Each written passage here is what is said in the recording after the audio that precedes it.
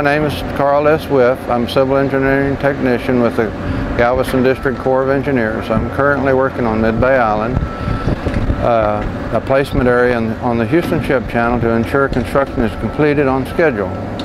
One of the unique aspects of this construction project is the bird abatement program to temporarily stop migratory birds from nesting while we finish construction.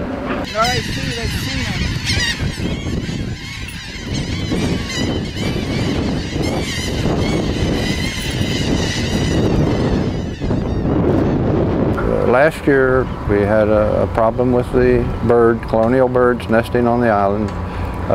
Talking about terns, seagulls, brown pelicans, blackneck stilts, rails, and so we were not able to work on the south end of the island because of that.